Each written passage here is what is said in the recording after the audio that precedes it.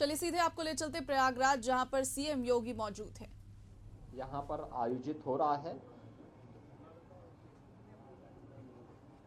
आदरणीय प्रधानमंत्री जी ने जो विजन दिया है महाकुंभ के लिए,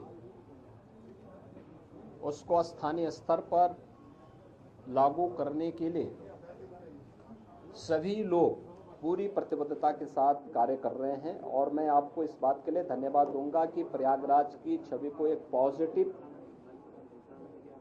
तरीके से महाकुंभ के बहाने आप लोगों ने प्रस्तुत करने का कार्य किया और उसको लगातार आगे बढ़ा रहे हैं। इस दौरान हमारे सामने पौष पूर्णिमा और मकर संक्रांति के जो मुख्य स्नान थे वे संपन्न हो चुके हैं और आगामी जो स्नान है, जिसमें मौनी अमावस्या का स्नान 29 जनवरी को और बसंत पंचमी का 3 फरवरी को, ये दो बड़े महास्नान हैं जो कुंभ की शोभा है, इस महाकुंभ की शोभा है। 7,000 से अधिक संस्थाएं अब तक यहां पर आ चुकी हैं और मेरा मानना है, आज मैंने पूरे महाकुंभ एरिया का सर्वे किया है। प्रातः काल से हम लोग देख रहे हैं यहां पर जो लोग आज संगम तट पर स्नान करने वाले श्रद्धालुओं की संख्या और यहां पे रहने वाले कल्पवसंतों, कल्पवासियों और अन्य संस्थाओं से जुड़ी हुई पूरी संख्या को अगर हम देखेंगे तो यह बढ़कर के लगभग 1 करोड़ से अधिक लोग आज के समय में यहां पर मौजूद हैं, यानी इतनी बड़ी संख्या।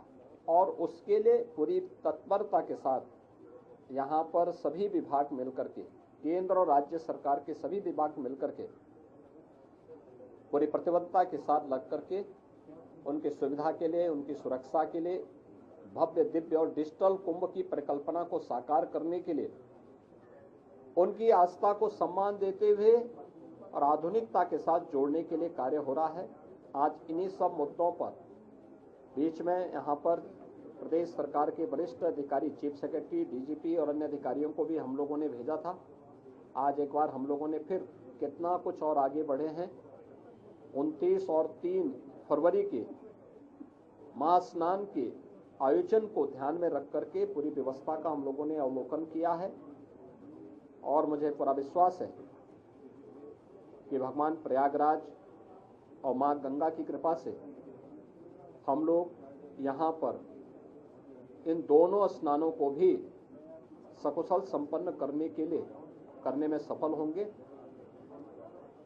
महाकुंभ में आदरणीय प्रधानमंत्री जी का, आदरणीय राष्ट्रपति जी का, आदरणीय उपराष्ट्रपति जी का कार्यक्रम भी प्रस्तावित है।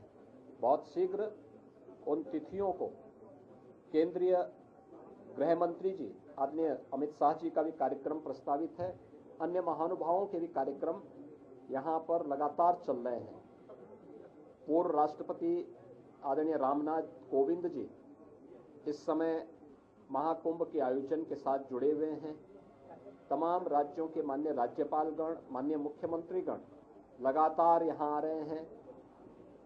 हमारे उच्चतम न्यायालय और उच्च न्यायालयों के माननीय न्यायमूर्तिगण भी और विभिन्न राज्यों से जुड़े हुए माननीय जनप्रतिनिधिगण भी लगातार यहां पर आकर के स्नान में भाग ले रहे हैं। लाखों की संख्या में संतों, कल्पवासियों की उपस्थिति वर्तमान में प्रयागराज में है। बड़ा भव्य और दिव्य आयोजन हो रहा है, अनेक धार्मिक अनुष्ठान हो रहे हैं और प्रयागराज की महिमा जिन कार्यों के लिए जानी जा रही है, मां गंगा, मां यमुना और मां सरस्वती की इस त्रिवेणी में, वह सब कुछ आज यहां पर देखने को मिल रहा है।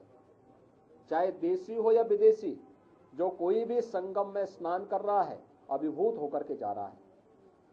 मुझे यानी मकर संक्रांति और पौष पूर्णिमा के दिन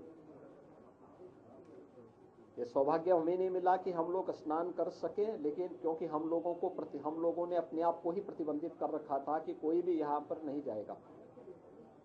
केवल सामान्य संतों और श्रद्धालुओं के लिए वो सुविधा थी। लेकिन जो भी आया उन्होंने आपके माध्यम से जो बातें कही और खासतौर पर संतों और श्रद्धालुओं की उनकी आस्था को हम जान सकते थे। तमाम विदेशी भी इस अवसर पर संगम में स्नान करके बड़े अभिभूत थे। कल मेरे पास यूरोप से जुड़े हुए कुछ श्रद्धालु आए थे, कुछ लोग आए थे, कुछ पर्यटक आए थे और प्रयागराज की महिमा का गान किस भाव के साथ कर रहे थे। आज आपने कुछ चैनल में उसको देखा भी होगा, किस प्रकार क्या श्रद्धा का भाव था। देखिए वे हिंदी नहीं जानते, संस्कृत नहीं जानते, लेकिन हिंदी की चौपाई को, हिंदी की यानी संस्कृत की मंत्रों को, अवधि की चौपाइयों को और सनातन धर्म से जुड़े हुए स्त्रोत और मंत्रों को किस लय के साथ सस्वर वे लोग गा रहे थे और मां गंगा और यहाँ के धामों के बारे में कितनी श्रद्धा का भाव उनके अंदर देखने को मिलना था। यह विभूत करने वाला है और यही तो आदरणीय प्रधानमंत्री जी का संदेश है। महाकुंभ का एक ही संदेश, एकता से ही अखंड रहेगा यह देश, और यही एकता और अखंडता का संदेश महाकुंभ का संदेश है। उसी संदेश के साथ इस बड़े आयोजन के साथ हम सब जुड़ रहे हैं। धन्यवाद। गंगा मैया के